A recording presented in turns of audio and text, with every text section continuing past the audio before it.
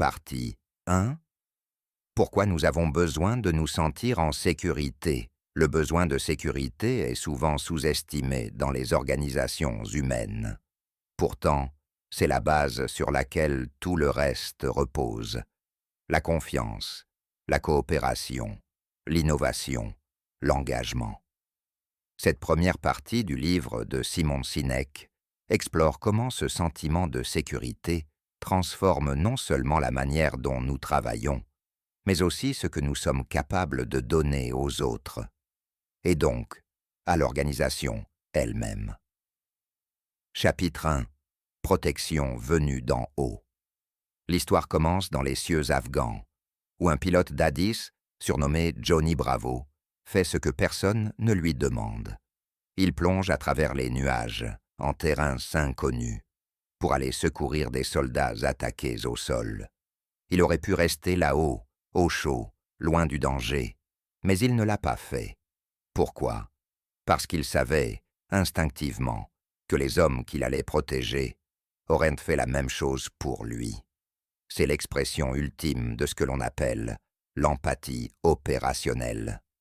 Pas celle qui se limite à comprendre l'autre, mais celle qui pousse à l'action, au sacrifice, au courage. Ce que montre cet exemple, c'est que l'humain agit par loyauté quand il se sent soutenu. On ne suit pas un leader parce qu'il a un grade ou un titre, mais parce qu'on sait qu'il ne nous abandonnera pas. Et c'est là toute la puissance d'un leadership protecteur. Créer un espace où chacun peut donner le meilleur de lui-même, non par peur, mais par confiance. Phrase clé. On est prêt à risquer sa vie pour ceux qui feraient pareil pour nous.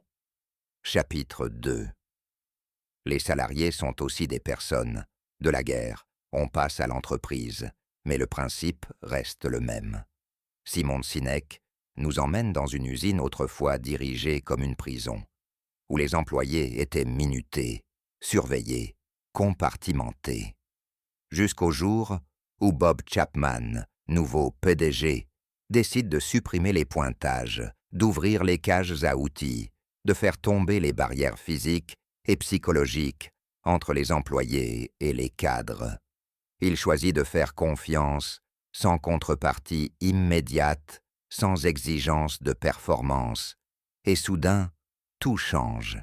Les gens s'impliquent, s'entraident, offrent leurs jours de congé pour soutenir un collègue. L'entreprise décolle, non pas parce que les processus ont été optimisés, mais parce que les humains ont été vus, écoutés, respectés. Ce chapitre montre que le changement culturel passe par des gestes concrets. Ce n'est pas une question de slogans ou de stratégie, mais de décisions visibles, simples, humaines. Quand on traite les salariés comme des adultes responsables, ils réagissent comme des adultes responsables. Et mieux encore, comme des alliés. Phrase clé. Pour qu'on vous fasse confiance, il faut commencer par faire confiance. Chapitre 3. Appartenir. Mais la confiance ne suffit pas. Il faut aller plus loin. Dans ce chapitre, Sinek explore ce qu'il appelle le passage du « moi » au « nous ». Une fois qu'un environnement est sécurisé, qu'on ne craint plus pour sa place ou son intégrité, on commence à penser collectif. Et c'est là que se forme ce qu'il appelle le cercle de sûreté, un groupe dans lequel chacun veille sur l'autre, sans calcul ni stratégie. Ce sentiment d'appartenance authentique permet aux gens de se montrer vulnérables, de prendre des risques, d'oser des idées, parce qu'ils savent que leur échec ne sera pas une trahison, mais une étape. Ce climat ne se décrète pas, il se construit. Un leader digne de ce nom ne se contente pas de gérer des talents. Il crée un espace de confiance dans lequel ces talents peuvent s'assembler, s'exprimer, se renforcer mutuellement. C'est ainsi que naît une véritable équipe, pas un groupe de gens qui partagent un open space, mais une tribu où chacun sait qu'il a sa place. Phrase clé.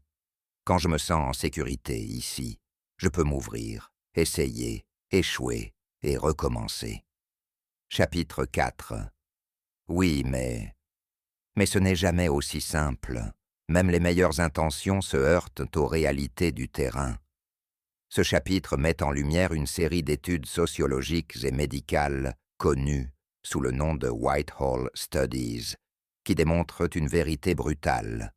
Plus un individu est bas dans la hiérarchie d'une organisation, plus son niveau de stress est élevé. Non à cause du travail lui-même, mais parce qu'il ne contrôle rien. Il subit, il est observé, évalué, corrigé. Et cela le rend malade, au sens biologique du terme. Le manque d'autonomie et de reconnaissance détruit les individus de l'intérieur, lentement mais sûrement. Même dans une structure bienveillante, ces déséquilibres peuvent subsister si l'on ne prend pas garde à redistribuer non seulement le pouvoir, mais aussi la reconnaissance et l'écoute. Ce n'est pas la hiérarchie qui est toxique en soi, c'est l'absence de protection verticale. Quand personne n'est là pour vous couvrir, la pression devient insupportable. Phrase clé, la hiérarchie sans protection rend les gens malades.